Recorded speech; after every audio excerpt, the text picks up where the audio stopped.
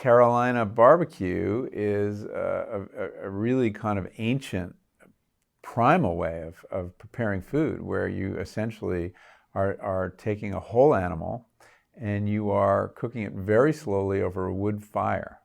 The recipe couldn't not be more simple. It is pig plus wood fire plus thyme and a little salt.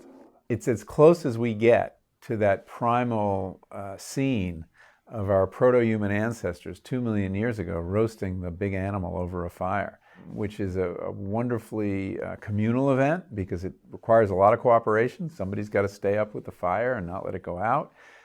Someone has to prepare the animal to be cooked. Someone has to carve it and divide up the portions. And pitmasters today stand in for this lineage that goes back probably a couple million years and passes along the way through the priests in Greek culture who oversaw the rites, the ritual sacrifice, or the rabbis in the Old Testament who also did ritual sacrifice.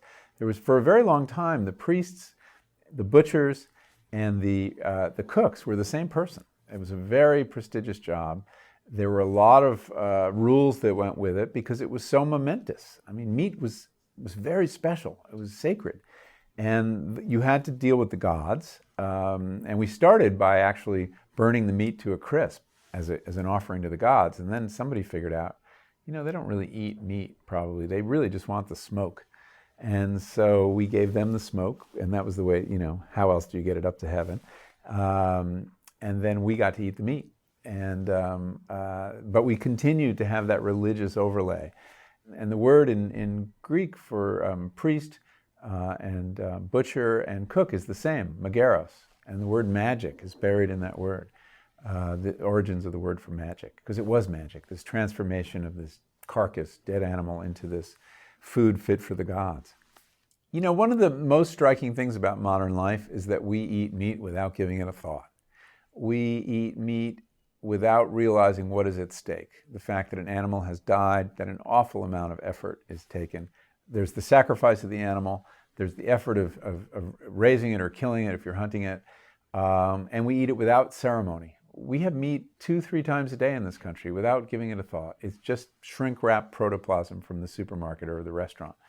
But for most of history, you realize, eating meat was a profound, almost sacramental occasion. People understood the sacrifice involved. They understood that an animal had died because they had probably participated in that process.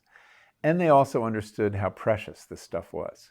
It was delicious, it was nutritious. You didn't have it every day. You had to work really hard to get it. And so we surrounded meat eating with a great deal of ceremony and somberness and rules. The proper accompaniment for meat in world history, if you look at it, appears to be rules. Whether they're the kosher rules, that you eat this meat and not that, or you eat this part of this animal and not that part, or you don't have meat with this or that. Halal rules also govern meat, what can and cannot be eaten. But then you have the rules of barbecue. In some parts of the South, barbecue is whole hog with just vinegar and salt and, a little pepper. But you move to the other side of the same state, and they have a ketchup-based sauce, and they cook pork shoulders. And then you move to South Carolina, and they're barbecuing pork shoulders, and they're using a mustard-based sauce. And then you go to Tennessee, and they're eating ribs. And you go to Texas, and they're eating brisket. They're eating beef. Every one of those traditions has deep roots, and every one of those traditions looks down on every other tradition. As that's fine, but it's not barbecue. So rule-making seems to surround meat eating. And I think that that's a reflection of how much was at stake for people and how wonderful it was for people. And we have lost that. We eat meat in this incredibly thoughtless, cavalier way. We waste it. We don't give a thought to the animal. We don't give a thought to the person who raised it or hunted it. And I think in the process we've lost something. And that carelessness, it now infects the way we raise the meat. That we treat the animals really badly, and we don't honor it the way we need to honor it.